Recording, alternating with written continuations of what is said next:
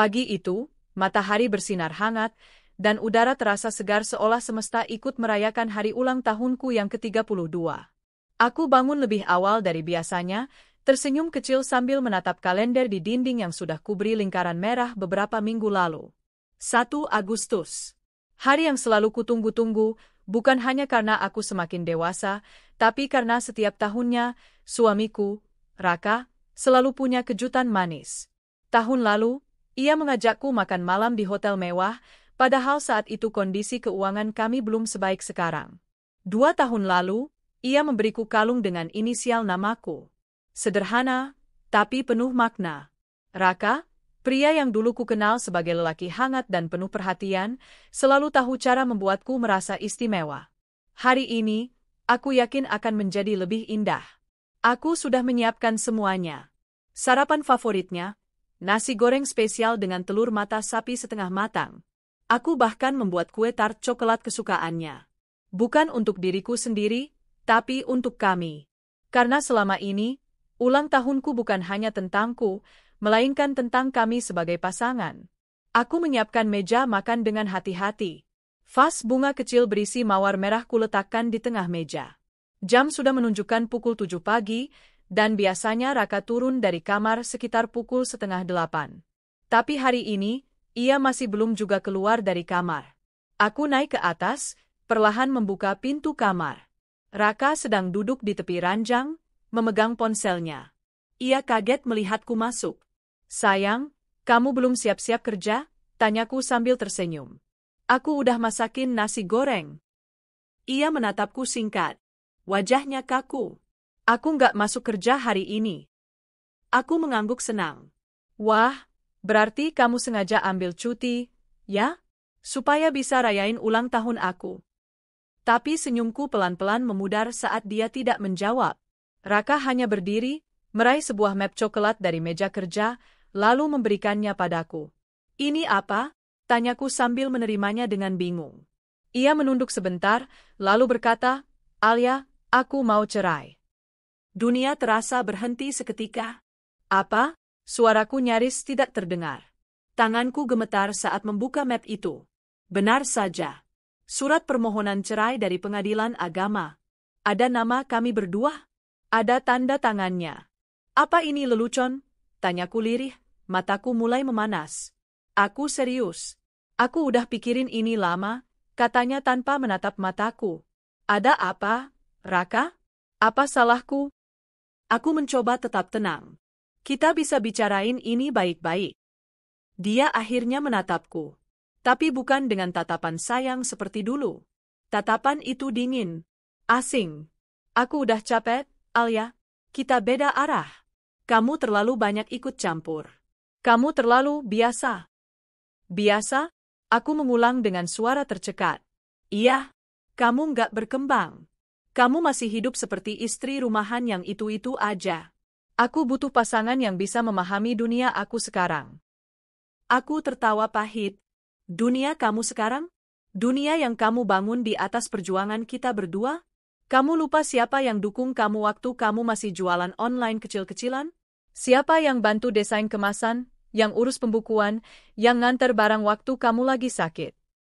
Dia menunduk sejenak, lalu berkata, "Aku udah bilang, aku udah capek. Dan aku mau nikah sama Nadia." Dead. Jantungku seperti dihantam keras. "Nadia? Siapa Nadia?" "Dia wanita yang kerja di kantor distributor kita.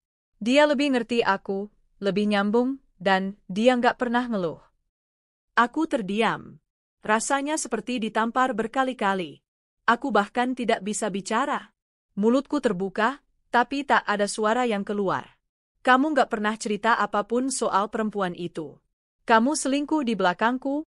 tanyaku akhirnya, dengan suara bergetar.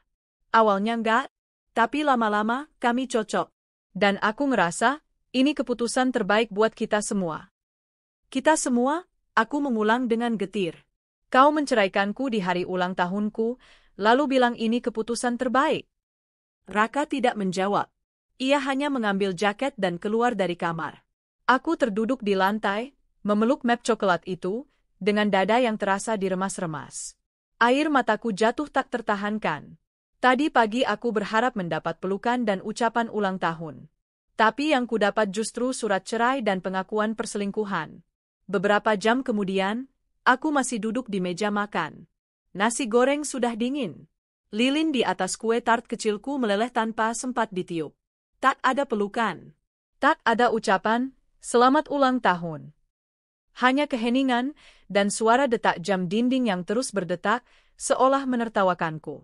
Aku memandangi foto pernikahan kami di Rat. Aku tersenyum di foto itu, mengenakan kebaya putih dan riasan sederhana. Raka menggenggam tanganku erat. Aku benar-benar mencintainya saat itu. Aku percaya kami bisa melewati apapun bersama. Tapi hari ini, aku menyadari satu hal, aku bukan kehilangan suami. Aku kehilangan lelaki yang selama ini kupikir masih mencintaiku. Aku bangkit dengan tubuh lemas, masuk ke kamar mandi dan membasuh wajah. Di depan cermin, aku memandang bayanganku sendiri. Mungkin kamu memang terlalu biasa, Alia, gumamku lirih. Tapi kamu nggak salah. Kamu sudah setia. Kamu sudah berjuang. Kamu nggak layak diperlakukan seperti ini. Untuk pertama kalinya dalam beberapa bulan terakhir, aku membiarkan diriku menangis sekencang-kencangnya. Bukan karena ingin dikasihani, tapi karena aku harus mengeluarkan semua luka yang telah menggerogoti jiwaku selama ini. Malamnya, teleponku berdering. Teman lamaku, Dinda, menelepon hanya untuk mengucapkan selamat ulang tahun. Suaraku sempat tercekat, tapi aku menjawab dengan suara setenang mungkin. Terima kasih, Din. Kamu lagi ngapain? Pasti lagi dinner romantis ya? Tanyanya dengan riang. Aku terdiam sejenak. Enggak. Raka ninggalin aku. Hah? Maksudnya? Dia minta cerai. Hari ini, di hari ulang tahunku. Dinda terdiam di ujung sana.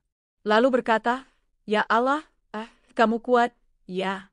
Aku tahu ini berat, tapi kamu pasti bisa lewatin. Aku menarik napas panjang. Aku nggak tahu. Rasanya semua seperti mimpi buruk. Aku tahu kamu selalu berpikir positif. Tapi ingat, kamu berhak marah, berhak sedih. Jangan dipendam semua sendiri. Aku menangis lagi malam itu. Tapi tangisan itu tidak lagi sama. Tangis itu bukan hanya karena patah hati, tapi juga karena perasaan dikhianati dan dihancurkan dengan sangat kejam. Dan aku berjanji dalam hati, aku mungkin sudah hancur hari ini. Tapi suatu saat, aku akan bangkit. Bukan untuk dia, tapi untuk diriku sendiri. Hari-hari setelah ulang tahunku terasa seperti berjalan di atas pecahan kaca. Setiap langkah, setiap napas, menyayat perasaanku. Rumah yang selama ini terasa hangat kini menjadi dingin, sunyi, dan penuh kenangan menyakitkan. Pagi tanpa suara Raka yang menyapaku, malam tanpa pelukannya, dan hari-hari tanpa kabarnya, semuanya seperti kekosongan yang menyiksa. 2 hari setelah dia pergi, aku masih belum bisa tidur. Surat cerai itu masih tergeletak di meja ruang tamu. Belum kubaca lagi. Rasanya seperti menatap nisan pernikahanku sendiri. Aku belum sanggup menandatanganinya. Ibu menelepon sore itu. Ia tinggal di luar kota bersama ayah. Aku belum memberitahu siapapun tentang perceraian ini, tapi rupanya kabar itu lebih cepat tersebar daripada yang kuduga. Alia, kamu gak cerita apa-apa ke ibu? Ya, suara ibu terdengar khawatir. Aku menghela napas. Aku gak mau bikin ibu khawatir. Ibu tahu dari keluarga Raka. Mereka bilang kamu itu istri yang manja, terlalu bergantung, nggak bisa jadi pendamping yang mendukung karir suami. Hatiku tertusuk. Mereka bilang gitu, tanyaku pelan. Iya, dan mereka bilang Raka udah bahagia sama perempuan pilihannya sekarang. Katanya, perempuan itu lebih pintar bergaul, lebih punya wawasan. Aku menggigit bibirku sendiri. Ada bagian dari diriku yang ingin membela diri, tapi ada bagian lain yang hanya ingin menangis di pelukan ibu. Tapi aku bukan gadis kecil lagi. Aku harus tahan. Ibu percaya kamu, ya, nak? Lanjut ibu. Kalau kamu butuh tempat pulang, rumah ini selalu terbuka. Aku hanya bisa menjawab dengan gumaman lirih. Makasih, Bu. Setelah telepon ditutup, aku duduk di kursi makan sambil menatap kosong. Lidahku seperti mati rasa. Aku sudah tidak makan dengan benar sejak hari itu. Kue tart yang kutinggalkan masih ada di kulkas. Aku sengaja membiarkannya membusuk seperti pernikahanku. Beberapa hari kemudian, aku memutuskan untuk keluar rumah. Aku butuh udara. Aku butuh melihat dunia luar. Meski jantungku berdegup kencang dan perasaan tak nyaman terus mengganggu, aku paksakan kaki ini melangkah ke sebuah kafe di pusat kota. Aku duduk di pojok, mengenakan masker dan topi. Tak ingin ada yang mengenaliku. Tapi takdir selalu punya cara mempermainkan kita. Tak lama setelah aku duduk, aku mendengar suara tawa yang sangat familiar. Itu mantan istrinya Raka, ya? Si Aku menoleh perlahan. Di meja sebelah, 3 orang perempuan tengah memandangi ke arahku sambil tertawa kecil. Salah satunya adalah saudara sepupu Raka, Desti. Aku mengenalnya, dan aku tahu dia tak pernah menyukaiku sejak awal aku menikah dengan Raka. Katanya sih dicerai pas ulang tahunnya sendiri. Duh, tragis banget, ya? Malu nggak sih? Kata perempuan satunya lagi sambil tertawa mengejek. Pantesan aja. Orang kayak dia mana cocok sama Raka sekarang. Raka tuh udah naik kelas, sementara Alia masih kayak ibu-ibu rumahan zaman dulu. Nggak bisa diajak diskusi, timpal Desti. Aku menunduk. Wajahku memerah menahan malu dan amarah. Tapi aku tidak bergerak. Aku tidak ingin membuat keributan. Aku hanya ingin pergi dari situ secepatnya. Namun langkahku terhenti ketika kudengar nama itu disebut. Lagi pula, Nadia jauh lebih cocok jadi istri Raka. Cantik, karir oke, dan punya relasi banyak. Beda jauh sama si Alia. Tampang biasa, otak standar, skill nol. Cuma menang sabar doang, katanya. Itu sudah cukup. Aku berbalik dan menatap mereka tajam. Suara nafasku berat. Kalau kalian mau hina aku, lakukan saja. Tapi lakukan di depan wajahku, jangan seperti pengecut. Mereka terdiam. Desti memutar mata, lalu berkata, "Ya ampun, Alia, nggak usah baper, deh. Kita cuma bercanda." Bercanda? Aku mengepalkan tangan. Kalian tahu nggak, jadi perempuan yang ditinggal di hari ulang tahunnya, dilukai sedalam itu, bukan bahan bercandaan. Kalian mungkin pikir aku lemah. Tapi diam-diam seperti ini bukan berarti aku kalah. Aku hanya menghargai diriku untuk tidak rendahan seperti kalian. Aku melangkah keluar kafe dengan kepala tegak. Tangan masih gemetar, tapi hatiku mulai terasa ringan. Untuk pertama kalinya sejak ditinggalkan, aku melawan. Aku membela diriku sendiri. Malamnya, aku duduk di depan laptop. Kubuka kembali folder kerja lama milikku, di mana aku dulu menyimpan semua proyek desain interior dan tata ruang. Dulu sebelum menikah, aku sempat bekerja di sebuah firma desain rumah. Tapi setelah menikah, Raka memintaku berhenti. "Ngapain kerja? Aku pengen kamu fokus di rumah." "Nanti aku yang cari uang," katanya waktu itu. Aku mengiyakan. Karena aku mencintainya. Karena aku pikir rumah tangga itu tentang saling melengkapi. Tapi sekarang aku sadar, aku yang mengorbankan terlalu banyak. Kujalankan laptopku, membuka software desain yang dulu sangat kusukai. Tangan ini sempat ragu. Tapi aku mulai menggerakkan mouse, mendesain sebuah ruang tamu kecil dengan nuansa kayu dan pencahayaan hangat. Seketika, dunia yang tadinya gelap mulai terasa terang kembali. Aku menemukan sedikit potongan diriku yang dulu hilang. Yang terkubur oleh rutinitas menjadi istri yang terlalu patuh. Saat fajar mulai menyingsing, aku belum tidur. Tapi kali ini, bukan karena kesedihan. Melainkan karena aku tenggelam dalam dunia yang membuatku merasa hidup kembali. Beberapa hari kemudian, aku memberanikan diri mengirimkan pesan ke seorang kenalan lama, Pak Bram, yang dulu menjadi klien ketika aku masih aktif bekerja. "Selamat pagi, Pak Bram. Saya Alia. Mungkin Bapak masih ingat, dulu saya sempat bantu desain toko roti milik istri Bapak. Saat ini saya sedang memulai kembali sebagai desainer freelance. Jika Bapak punya kenalan yang sedang butuh jasa desain interior, saya akan sangat berterima kasih." Beberapa menit kemudian, balasan datang. "Halo, Bu Alia. Tentu saya ingat. Wah, kabar bagus ini. Kebetulan rekan saya sedang bangun kafe baru di Bandung. Saya akan hubungkan kalian." Aku menatap layar ponselku dengan mata berkaca-kaca. Setelah hari-hari penuh hinaan, akhirnya ada secercah harapan yang datang. Aku tahu jalanku masih panjang. Tapi aku telah memulainya. Aku mulai menyusun ulang portofolio, membuat akun media sosial profesional, bahkan mulai merevisi desain-desain lamaku dengan sentuhan yang lebih modern. Aku merasa seperti sedang membangun rumah baru, bukan dari batu dan semen, tapi dari keberanian dan harga diri. Di sudut meja, map coklat itu masih ada. Surat cerai belum kutandatangani. Tapi hatiku sudah mulai menyiapkan diri untuk melepaskan. Melepaskan dengan kepala tegak. Melepaskan dengan rasa bangga bahwa aku tidak jatuh, aku hanya sedang mengambil ancang-ancang untuk bangkit lebih tinggi. Karena aku percaya, suatu hari nanti, luka ini akan menjadi bukti bahwa aku pernah hancur dan berhasil membangun diriku dari reruntuhan. Sosok perempuan itu muncul pertama kali di hidupku sebagai nama yang hanya terdengar di sela-sela obrolan Raka. Tadi rapat sama Bu Nadia. Nadia bilang produk kita perlu rebranding. Nadia ngajak makan siang bareng tim distributor. Saat itu, aku pikir Nadia hanya rekan kerja biasa. Aku percaya pada Raka. Percaya bahwa suamiku tahu batasan.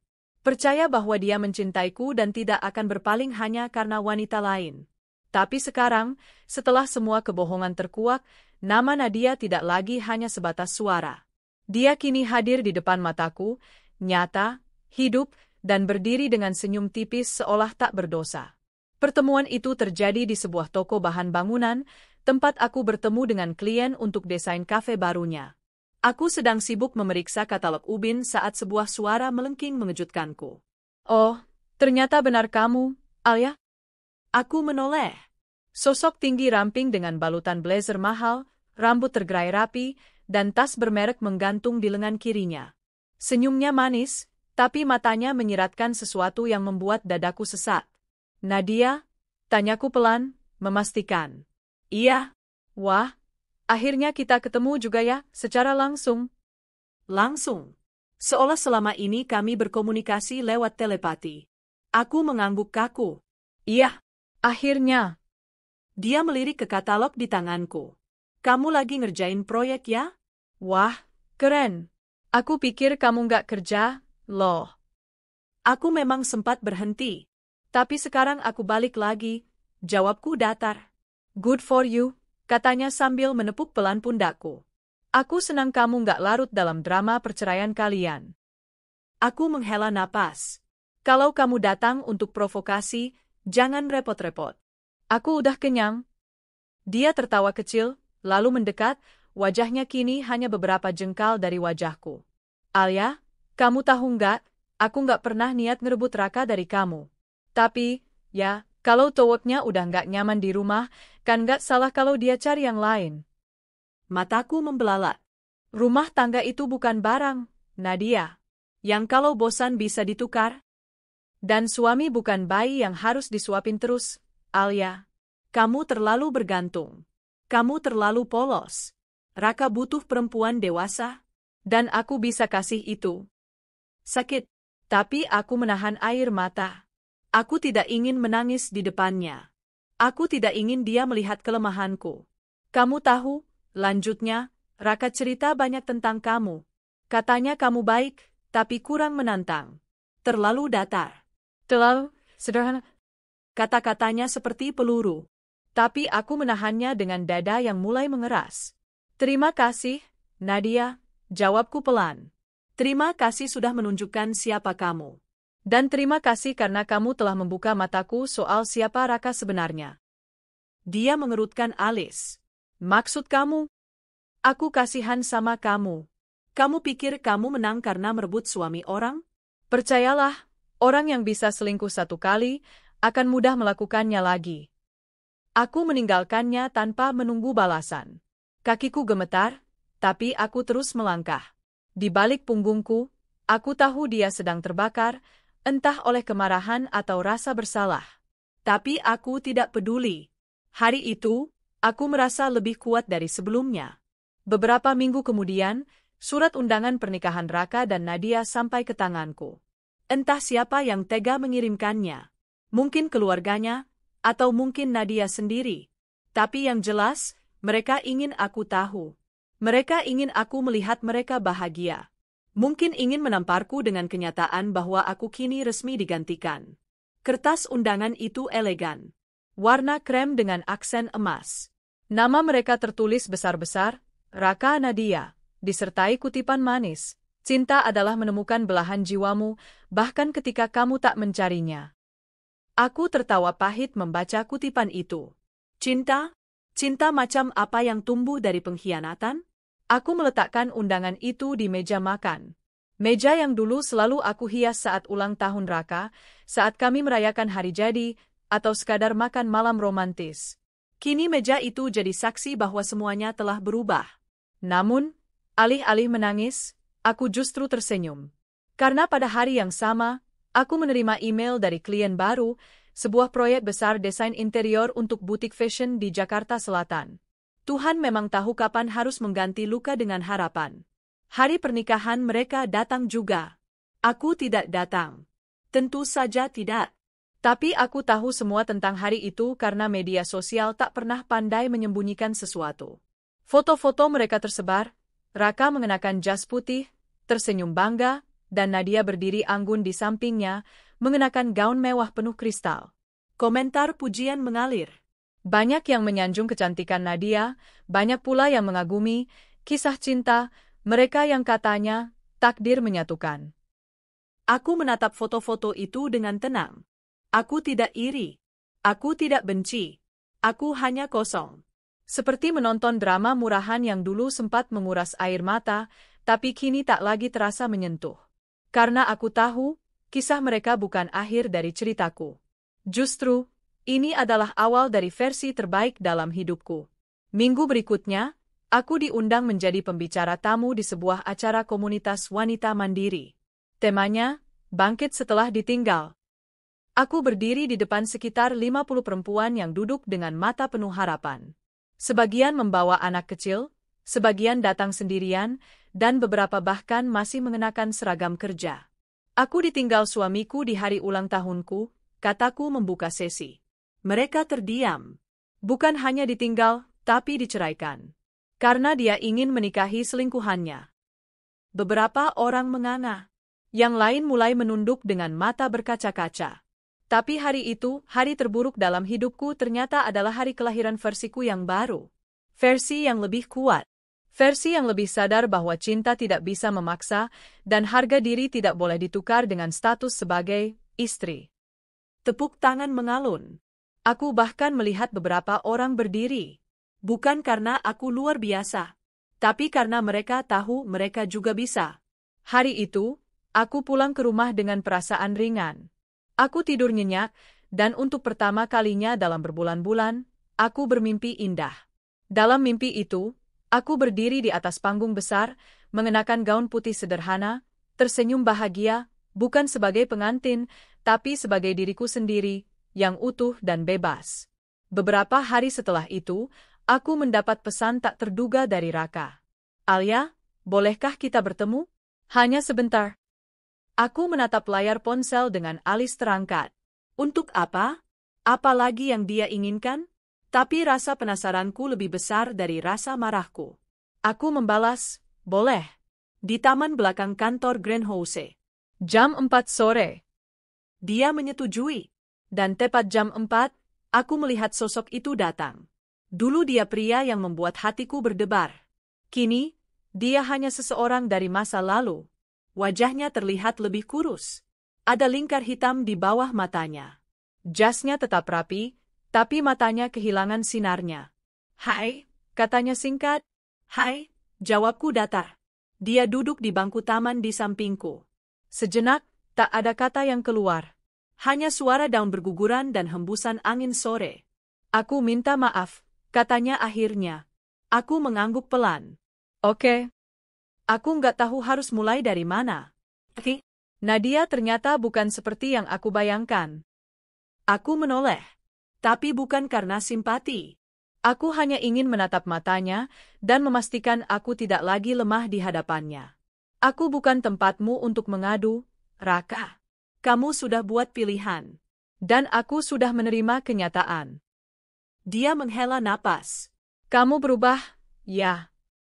Aku hanya kembali jadi diriku sendiri. Versi yang kamu pernah larang untuk tumbuh. Dia menunduk. Kalau waktu bisa diulang? Sayangnya waktu tidak bisa, potongku cepat. Aku berdiri. Terima kasih sudah datang. Tapi mulai sekarang, aku tidak ingin jadi tokoh figuran di kisah hidupmu. Aku meninggalkannya, tanpa menoleh lagi. Hari itu, aku tahu, aku tidak hanya sembuh, tapi sudah jauh melangkah lebih maju daripada lelaki yang pernah meninggalkanku di hari ulang tahunku. Hidup setelah perceraian tak pernah mudah, apalagi setelah dikhianati oleh orang yang selama ini kita cintai sepenuh hati. Tapi entah mengapa, sejak pertemuanku terakhir dengan Raka di taman itu, aku merasa seperti membuka satu pintu besar yang selama ini kukunci rapat-rapat, pintu kebebasan. Aku tidak lagi menoleh ke belakang. Aku berhenti bertanya, kenapa dia tega, atau apa aku kurang ini dan itu. Aku mulai menata hari-hariku dengan lebih teratur. Bangun pagi dengan semangat, menyiapkan sarapan untuk diri sendiri, lalu bekerja di studio kecil yang kini kujadikan kantor freelance. Studio itu dulunya adalah gudang belakang rumah. Sekarang, dengan sedikit sentuhan cat putih dan jendela besar yang kubuka selebar-lebarnya untuk cahaya masuk, ruangan itu jadi tempat paling nyaman bagiku. Di sanalah aku membuat desain-desain interior untuk berbagai klien, menjawab email, menyusun mood board, hingga menerima konsultasi lewat Zoom. Tak disangka, tawaran demi tawaran mulai berdatangan. Klien yang puas mulai merekomendasikan ke relasi mereka. Salah satu proyek terbesarku adalah sebuah butik fashion lokal milik influencer terkenal. Saat aku duduk dengan pemiliknya, ia berkata, aku sempat ragu hire kamu karena latar belakangmu ibu rumah tangga. Tapi waktu lihat portofoliomu dan dengar kamu pernah jatuh, aku malah yakin. Kamu punya rasa. Kata-katanya membekas. Kamu punya rasa? Ya, mungkin karena aku pernah hancur, maka aku tahu bagaimana caranya membangun kembali sesuatu dari reruntuhan. Setiap desain yang kubuat sekarang terasa lebih emosional, lebih manusiawi. Ada bagian dari diriku di dalamnya. Di tengah kesibukan, aku tak menyangka akan kembali bertemu dengan seseorang dari masa laluku. Namanya Randy, teman kuliah yang dulu sempat akrab denganku sebelum aku menikah. Kami tak pernah punya hubungan spesial, hanya teman. Tapi dia adalah salah satu dari sedikit orang yang membuatku merasa dihargai karena pikiran dan ideku, bukan karena penampilanku. Pertemuan kami terjadi secara tidak sengaja di sebuah pameran desain interior di Jakarta. Aku sedang melihat instalasi konsep ruang terbuka saat seseorang menepuk bahuku. Alia? Aku menoleh. Seketika, wajah itu terasa familiar. Randy? Tanyaku, nyaris tak percaya. Dia tertawa kecil. Wah, aku pikir kamu udah lupa. Aku tersenyum lebar. Nggak mungkin. Kamu satu-satunya orang yang pernah ngajak aku ngerjain proyek desain kafe kecil pas semester akhir. Kami pun duduk di sebuah sudut pameran, minum kopi sambil bertukar kabar. Aku tahu dari pembicaraan bahwa Randy kini adalah creative director di perusahaan arsitektur besar. Dia juga baru kembali dari luar negeri setelah menyelesaikan studi S2-nya. Kamu sekarang freelance? Tanyanya sambil melihat kartu nama yang kuberikan. Iya, baru mulai lagi tahun ini. Setelah, ya, kamu tahu, hidup berbelok ke arah yang tak terduga. Dia tidak bertanya lebih lanjut. Tapi aku bisa lihat dari sorot matanya, dia tahu ada luka besar di balik ucapanku tadi. Kalau kamu mau, katanya kemudian, aku ada proyek besar butuh partner desain interior. Butuh orang yang bukan cuma jago gambar, tapi juga ngerti emosi ruang. Aku menatapnya. Emosi ruang? Ya. Ruang bukan cuma tempat, Alia, tapi harus bisa bicara, harus bisa menyembuhkan, harus bisa mengingatkan orang tentang siapa diri mereka. Aku terdiam. Entah mengapa, kalimat itu terasa sangat personal bagiku. Beberapa hari kemudian, aku resmi menandatangani kerja sama dengan tim Randy. Kami mengerjakan proyek renovasi sebuah rumah tua menjadi galeri seni dan kafe. Lokasinya ada di pinggiran kota, jauh dari hiruk-pikuk, tapi menyimpan kehangatan dari bangunannya yang berusia puluhan tahun. Setiap hari aku datang ke lokasi, membawa sketsa, melihat langsung proses pembangunan, dan berdiskusi dengan Randy.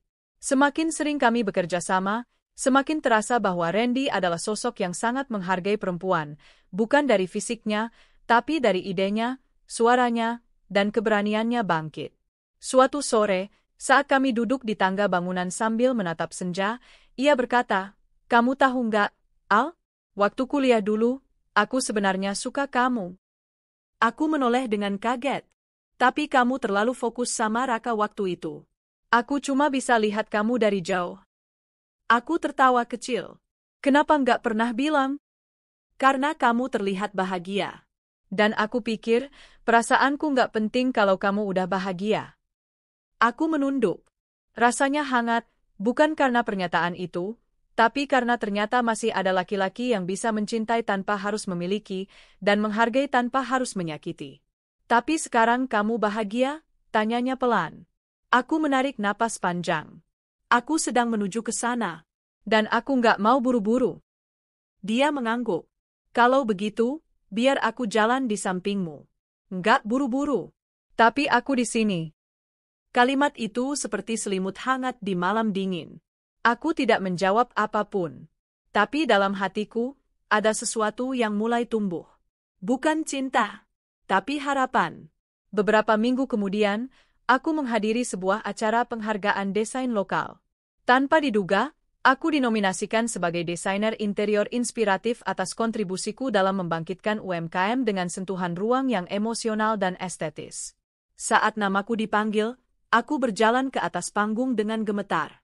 Bukan karena gugup, tapi karena aku tidak pernah membayangkan bahwa seorang perempuan yang dulu ditinggal di hari ulang tahunnya, kini berdiri di tempat terhormat seperti ini. Dalam pidato singkatku, aku berkata, "Beberapa bulan lalu, aku merasa hidupku runtuh. Aku kehilangan banyak hal, cinta, kepercayaan, bahkan diriku sendiri. Tapi dari runtuhan itu, aku belajar bahwa yang paling penting bukan siapa yang meninggalkanmu, tapi apa yang kamu lakukan setelah mereka pergi. Hari ini, aku berdiri bukan sebagai korban, tapi sebagai perempuan yang memilih untuk tidak diam." Tepuk tangan bergemuruh. Beberapa orang berdiri. Tapi lebih dari itu, aku merasa telah membuktikan sesuatu pada diriku sendiri. Aku bisa. Aku kuat. Aku berharga. Di luar gedung, setelah acara selesai, aku menerima sebuah pesan. Aku lihat fotomu di acara penghargaan. Aku bangga, dan juga malu. Karena aku pernah menyia-nyiakan wanita sehebat kamu. Itu dari Raka. Aku menatap layar beberapa saat, lalu menutup ponsel tanpa membalas. Aku tidak butuh pengakuannya. Karena aku tidak butuh validasi dari masa laluku untuk tahu betapa berharganya diriku saat ini. Hari itu aku pulang ke rumah. Rumah yang kini penuh cahaya. Rumah yang kubangun dengan tangan sendiri. Dan saat aku duduk di studio kecilku, kubuka jendela lebar-lebar, menatap langit malam, dan tersenyum. Tangisku dulu bukan kelemahan, tapi proses pembersihan luka. Dan sekarang, aku bisa melangkah dengan langkah yang lebih ringan, karena aku tahu, aku telah berdamai dengan segalanya. Hampir 1 tahun berlalu sejak hari itu, hari ketika aku diceraikan tanpa ampun di ulang tahunku sendiri. Rasanya seperti mimpi buruk yang sudah lama kubangunkan. Hidupku kini berbeda. Lebih tenang, lebih bebas, dan lebih bermakna.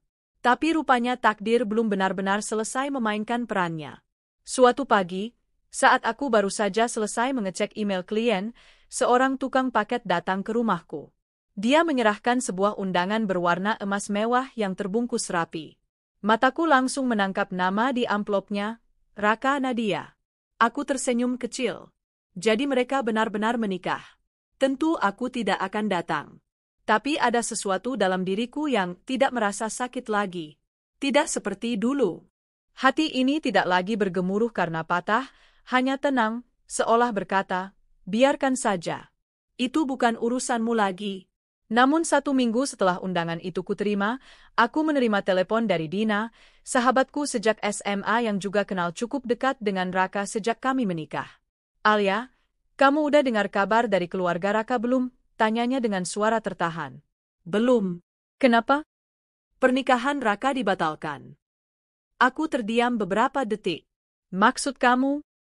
"Dia batal nikah sama Nadia." Katanya, Nadia selingkuh. Aku mengernyit. Selingkuh? Bukankah dia dulu selingkuhan Raka? Iya. Ironis. Ya? Aku menahan napas. Dina melanjutkan, Raka marah besar. Katanya, dia tangkap sendiri Nadia di hotel dengan cowok lain 2 hari sebelum resepsi. Dan parahnya, cowok itu ternyata mantan tunangan Nadia dulu sebelum dia rebut Raka darimu. Aku tidak bisa berkata-kata. Bukan karena senang. Bukan juga karena marah. Tapi karena ternyata dunia ini benar-benar berputar. Minggu berikutnya, aku pergi ke galeri seni tempat proyek kerjaku dengan Randy akan diresmikan. Tempat itu kini menjadi lokasi yang sangat indah, bangunan tua yang kini hidup kembali, penuh karya seni dari para seniman muda dan aroma kopi yang menenangkan. Randy menyambutku dengan senyum. Alia, kamu siap jadi bintang sore ini? Aku tersenyum. Bintang? Bukannya kamu yang dapat pujian atas proyek ini? Tanpa desain interior kamu, tempat ini cuma jadi bangunan tua biasa. Pujian itu hangat, tapi tak membuatku tinggi hati. Aku tahu betul bahwa hasil kerja ini adalah buah dari luka yang kuproses dan kukembalikan dalam bentuk seni. Acara pembukaan berjalan lancar. Beberapa tamu undangan, termasuk tokoh-tokoh kreatif dan jurnalis, hadir dan memberi apresiasi. Bahkan ada media yang ingin menulis profil tentangku. Namun di antara keramaian, mataku tanpa sengaja menangkap sosok yang familiar berdiri di sudut ruangan. Raka. Dia tampak jauh lebih kusut dibanding terakhir kali kulihat. Rambutnya acak-acakan, dan matanya lelah. Dia berdiri diam, memperhatikanku dari jauh. Aku menarik napas, mencoba tidak terpengaruh. Tapi jantungku tetap berdebar, bukan karena rindu, tapi karena bayangan masa lalu berdiri di hadapanku. Setelah acara selesai, dia mendekat. Aku tak bisa menghindar. Lagi pula, mungkin inilah waktunya. Hai, Alia. Aku membalas datar. Hai, Raka. Kamu luar biasa malam ini. Tempat ini indah banget. Terima kasih. Aku senang kamu datang. Dia terdiam, lalu duduk di bangku kayu di dekat pintu galeri. Aku ikut duduk, tapi menjaga jarak. Kamu pasti udah dengar, ya? Tanyanya akhirnya. Kalau kamu batal nikah? Iya, aku dengar. Dia menunduk. Nadia, dia bukan seperti yang aku pikir. Aku pikir aku mencintainya. Tapi ternyata dia cuma main-main. Aku menatapnya dengan tenang. Dan aku dulu kamu pikir apa? Dia menatapku. Matanya tampak berkaca-kaca. Aku bodoh. Aku kira kamu lemah, membosankan. Tapi sekarang aku lihat kamu berdiri di atas kakimu sendiri. Aku malu. Aku menelan ludah. Tak ingin terbawa emosi. Raka, aku nggak benci kamu. Tapi aku juga nggak berharap kita jadi apa-apa lagi. Apa yang kamu dan Nadia lakukan dulu, itu menyakitkan.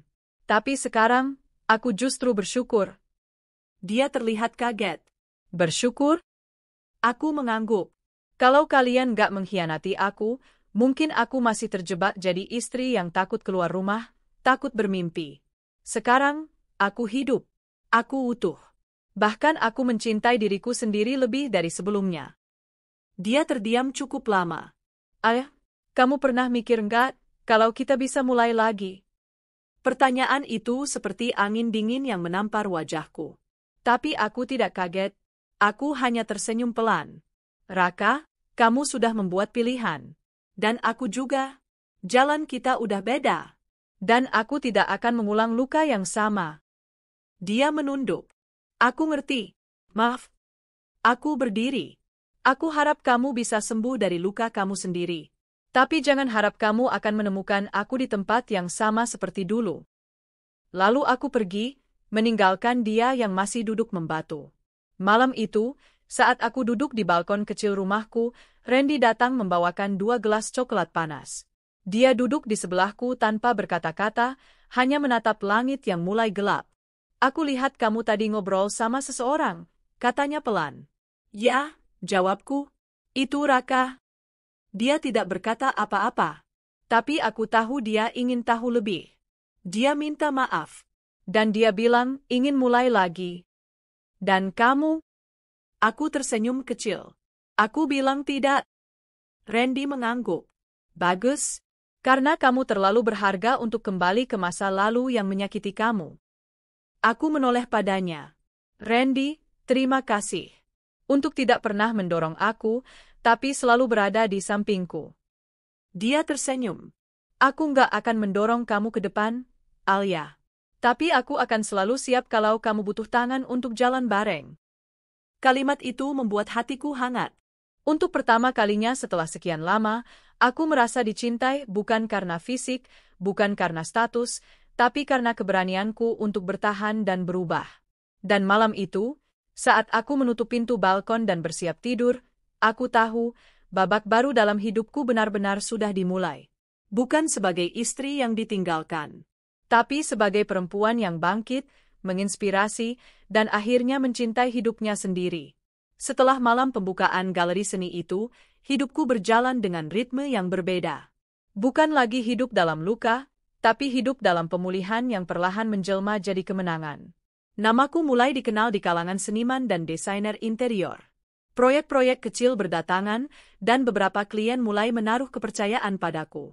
Bahkan, sebuah galeri seni dari luar kota menghubungiku dan mengajakku berkolaborasi untuk pameran bertema Kebangkitan Perempuan. Alia, kamu cocok banget untuk tema itu, ujar Randy sambil menunjukkan email undangan kerja sama tersebut.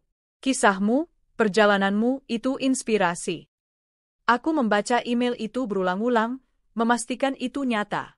Galeri tersebut berada di Yogyakarta, kota seni yang selalu punya tempat spesial di hatiku.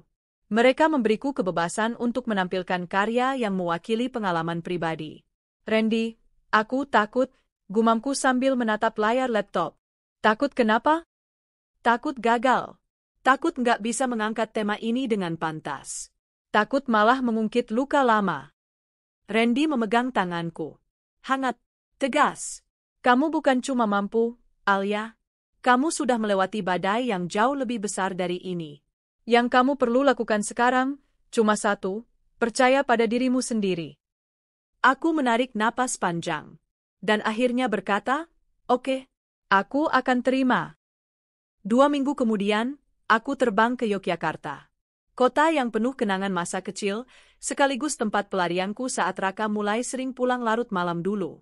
Kini aku kembali, bukan untuk bersembunyi, tapi untuk berdiri. Pameran bertajuk Perempuan yang Bangkit dari Reruntuhan, itu diadakan di sebuah galeri tua yang telah direnovasi modern. Aku diberi satu ruang penuh untuk menampilkan karya, lukisan, foto, dan instalasi seni yang kubuat sendiri, semua bertema luka dan penyembuhan. Salah satu karya utamaku adalah instalasi berjudul Cermin Ulang Tahun. Sebuah ruangan kecil berisi ratusan cermin retak, dengan satu kursi di tengah, dan catatan-catatan kecil dari para perempuan yang pernah terluka, termasuk milikku. Di balik salah satu cermin, kutulis, aku dikhianati di hari aku dilahirkan. Tapi pengkhianatan itu adalah alarm yang membangunkanku dari mimpi kosong bernama pernikahan palsu. Saat hari pembukaan pameran, ratusan orang datang. Banyak perempuan menangis melihat karyaku. Beberapa memelukku. Salah satu pengunjung bahkan berkata, "Kak, ini bukan sekadar seni. Ini penyelamatan jiwa." Aku hampir menangis saat mendengarnya. Dan di antara lautan wajah asing, aku melihat satu sosok yang kini tak lagi asing. Randy. Ia sengaja datang menyusul, berdiri di pojok ruangan dengan jaket abu-abu dan senyum bangga yang tidak bisa disembunyikan. Aku mendekatinya. "Kamu datang juga? Mana bisa aku lewatkan momen sebersejarah ini," katanya. "Kamu bikin aku bangga." Terima kasih, karena udah selalu percaya padaku. Dia menatap mataku lama. Karena kamu pantas dipercaya. Dan dicintai. Aku tercekat. Tapi jantungku tak lagi berlari karena takut, melainkan karena sesuatu yang hangat dan jujur. Randy, aku belum siap untuk cinta yang baru. Aku masih belajar mencintai diriku sendiri. Dia mengangguk. Aku tahu. Dan aku nggak minta jawaban sekarang. Aku cuma ingin kamu tahu, aku ada di sini. Bukan untuk menyelamatkanmu, tapi untuk berjalan di sampingmu. Aku tak bisa menahan air mata. Tapi kali ini, air mata itu bukan karena luka, melainkan karena syukur. Beberapa hari setelah pameran, aku kembali ke Jakarta. Namaku semakin sering disebut di media sosial.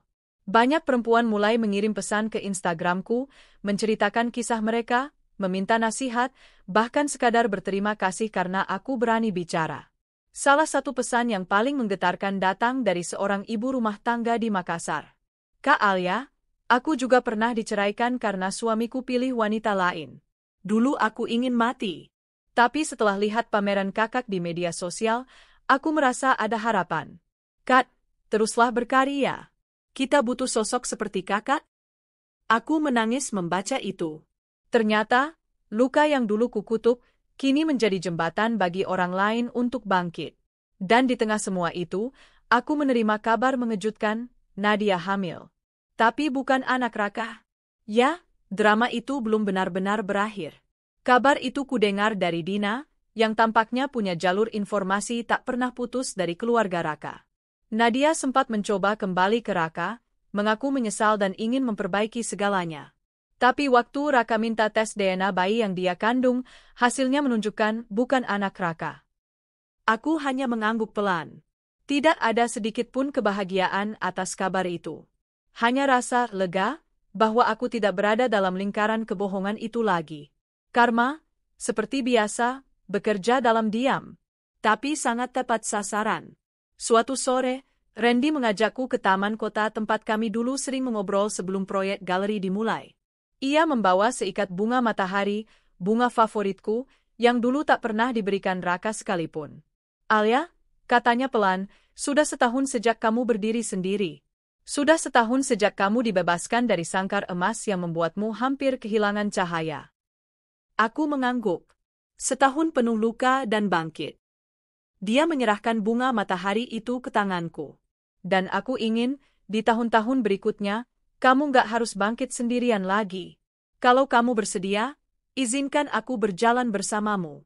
Bukan sebagai penyelamat, tapi sebagai teman, sebagai pasangan, sebagai seseorang yang mencintaimu dengan sadar. Aku menatap bunga itu, lalu menatap wajah Randy yang jujur dan bersih. Tidak sempurna, tapi tulus. Randy, aku belum sembuh sepenuhnya. Tapi aku ingin mencoba. Karena kamu selalu ada, bahkan saat aku bukan siapa-siapa. Dia menggenggam tanganku. Itu cukup. Dan di bawah langit sore Jakarta yang perlahan berubah jingga, untuk pertama kalinya aku merasa utuh. Bukan karena dicintai, tapi karena aku memilih untuk mencintai lagi, dengan mata yang terbuka, hati yang dewasa, dan keberanian yang baru. Tahun ini, saat ulang tahunku tiba lagi, tidak ada surat cerai. Tidak ada air mata. Tidak ada pengkhianatan. Hanya aku, sahabat-sahabatku, dan Randy, berdiri di hadapan kue ulang tahun sederhana, tertawa tanpa beban. Dan saat lilin ditiup, aku tahu harapan dalam hati ini bukan lagi tentang ingin diselamatkan, tapi tentang terus menjadi versi terbaik dari diriku sendiri. Aku tak lagi ingin membalas masa lalu. Aku hanya ingin menatap masa depan dengan tenang. Hari ini, langit pagi begitu cerah. Tak ada mendung. Tak ada badai. Hanya sinar matahari yang menyusup pelan lewat jendela apartemenku yang kini sudah berubah banyak, lebih hidup, lebih penuh warna, lebih menggambarkan aku yang sekarang. Hari ini, usiaku genap 35 tahun. 2 tahun yang lalu, pada tanggal yang sama, aku menerima surat cerai yang menghancurkan seluruh duniaku. Aku mengingat betul wajah Raka yang dingin dan senyum palsu Nadia di belakang punggungnya. Aku bahkan masih bisa membayangkan ulang tahun yang seharusnya menjadi hari penuh cinta berubah menjadi perayaan kehancuran rumah tanggaku. Tapi hari ini, semuanya terasa seperti mimpi. Sebuah mimpi baik yang tak pernah kusangka akan menjadi kenyataan. Aku membuka jendela. Angin pagi membelai wajahku lembut. Di bawah, suara burung bersahutan, menyatu dengan denting kendaraan kota yang mulai hidup. Aku mengambil secangkir teh hangat, duduk di balkon sambil memandang jauh. Di dalam hatiku, tak ada lagi kemarahan. Tak ada dendam. Yang ada hanya rasa syukur. Syukur karena aku disakiti. Syukur karena aku ditinggalkan. Syukur karena aku diberi kesempatan untuk lahir kembali. Perlahan, Aku buka buku catatan harian yang telah menemaniku sejak hari pertama aku ditinggal. Di halaman pertama tertulis tulisan tanganku yang dulu gemetar. Aku akan melewati ini. Meski sendiri. Meski sakit. Aku akan sembuh. Aku tersenyum membaca kalimat itu. Alia yang menulis itu adalah Alia yang rapuh. Yang takut. Yang hancur. Tapi juga Alia yang kuat karena ia memilih untuk melanjutkan hidup. Hari ini, aku akan menulis halaman terakhir di buku ini. Bukan karena kisahku berakhir, tapi karena babak baru akan dimulai. Dan sebelum aku sempat menulis, ponselku berdering. Nama yang muncul di layar membuat hatiku menghangat. Randy. Selamat ulang tahun, perempuan paling kuat yang pernah ku kenal. Ucapnya dari seberang telepon, suaranya lembut dan hangat. Aku terkekeh. Terima kasih, Randy. Siap untuk kejutan hari ini. Aku mengernyit. Keju? Bel rumah berbunyi. Aku bangkit dan berjalan ke pintu. Saat ku buka, di hadapanku berdiri Randy, dengan jas kasual dan senyum yang membuat pagi ini semakin cerah. Di tangannya, ia membawa buket bunga matahari besar dan sebuah kotak kecil berbalut kain beludru ungu. Randy, ini apa? Dia tidak langsung menjawab, tapi masuk pelan dan mengajakku duduk. 2 tahun lalu, kamu dihancurkan tepat di hari ulang tahunmu. Tapi hari ini, aku ingin kamu mengingat hari ini sebagai hari paling indah. Hari ketika kamu sadar bahwa kamu layak dicintai. Bukan karena kamu sempurna, tapi karena kamu bertahan. Aku mulai merasa mataku berkaca-kaca. Alia, Randy membuka kotak kecil itu. Bukan cincin, tapi sebuah kunci. Ini bukan lamaran, katanya buru-buru. Ini kunci studio baru kita. Aku menyewa tempat di Kemang. Galeri sekaligus ruang kerja untuk kamu, juga aku. Aku menatapnya tak percaya. Aku ingin kamu punya tempat yang sepenuhnya milikmu. Bukan hanya tempat memamerkan karya, tapi tempat untuk menyembuhkan lebih banyak hati. Tempat untuk membangun mimpi. Aku menutup mulut dengan tangan. Air mata menetes begitu saja. Randy, aku nggak tahu harus bilang apa. Dia mengangguk. Bilang ya, bahwa kamu siap menyambut hidup baru. Bahwa kamu akan terus berdiri. Bahwa kamu sudah memaafkan semuanya, termasuk dirimu sendiri. Aku memeluknya erat. Untuk pertama kalinya sejak lama, aku merasa ringan. Beberapa bulan kemudian, Galeri Matahari resmi dibuka. Kami memilih nama itu karena bunga matahari selalu menghadap cahaya. Sama seperti aku, dan perempuan-perempuan lain yang pernah hancur tapi memilih menatap terang. Di hari pembukaan, pengunjung datang dari berbagai kota. Banyak di antara mereka adalah korban kekerasan rumah tangga, korban perselingkuhan, perempuan-perempuan yang merasa tidak berharga.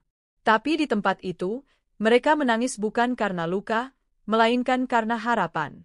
Salah satu ruang khusus kami sebut ruang keberanian. Di sana, para pengunjung boleh menuliskan kisah mereka di secarik kertas, lalu menempelkannya di dinding kaca. Setiap bulan, kisah yang paling menginspirasi akan kami jadikan karya seni. Aku berdiri di tengah galeri itu, membaca satu persatu tulisan. Suamiku berselingkuh dengan sahabatku. Tapi sekarang aku berhasil buka usaha kue dan bisa menyekolahkan anakku sendiri. Aku diceraikan karena tak bisa punya anak. Tapi ternyata, aku punya banyak anak dari panti asuhan yang kini kupimpin. Aku ditinggal di hari ulang tahunku. Tapi hari itu adalah titik balik hidupku. Aku tersenyum, tertawa, menangis. Semua jadi satu. Dan saat aku menatap cermin di pojok ruangan, aku melihat refleksi seorang perempuan yang sudah lama hilang, diriku sendiri. Alia yang dulu bukan siapa-siapa. Alia yang dulu pernah menyerah. Alia yang kini berdiri, dengan hati yang tak sempurna, tapi berani. Malam harinya, setelah galeri tutup, aku dan Randy duduk di rooftop studio. Bintang bersinar terang malam itu. Alia, katanya sambil menyeruput teh hangat, kalau kamu bisa kembali ke masa lalu, ke hari ulang tahunmu yang paling kelam, apa yang ingin kamu katakan pada dirimu yang sedang menangis memeluk surat cerai itu? Aku terdiam sejenak, lalu menjawab pelan. Aku akan bilang, jangan takut, Alia. Ini bukan akhir. Ini pintu menuju kebebasanmu. Dia tersenyum. Dan kamu percaya pada kata-kata itu? Sekarang? Ya. Sepenuh hati. Dia menggenggam tanganku. Aku bangga padamu. Aku menatapnya. Aku juga bangga pada diriku sendiri. Kami tertawa. Tidak karena lelucon, tapi karena perasaan lega yang selama ini terpendam. Dan malam itu, untuk pertama kalinya dalam hidupku, aku tiup lilin ulang tahunku tanpa harapan yang bersyarat. Aku tak berharap dunia memberiku kebahagiaan. Aku hanya berharap aku bisa terus menciptakan kebahagiaan itu sendiri. Dan itu cukup. Epilog. Setahun setelah Galeri Matahari dibuka, kami sudah membantu lebih dari 200 perempuan untuk bangkit kembali. Beberapa jadi pengrajin, beberapa belajar melukis, beberapa bahkan menulis buku tentang kisah mereka sendiri. Dan aku terus berkarya, terus menyembuhkan, terus mencintai, tanpa terburu-buru. Randy dan aku memang akhirnya menjalin hubungan. Tapi semua kami jalani dengan pelan, hati-hati, dan penuh komunikasi. Tak ada janji kosong. Hanya dua orang dewasa yang sama-sama tahu, cinta sejati bukan soal siapa datang pertama, tapi siapa yang bertahan saat semua runtuh. Kini, aku tidak lagi takut pada ulang tahun. Karena hari itu bukan lagi hari kehancuran, tapi hari kebangkitan. Hari kelahiranku sebagai aku yang baru.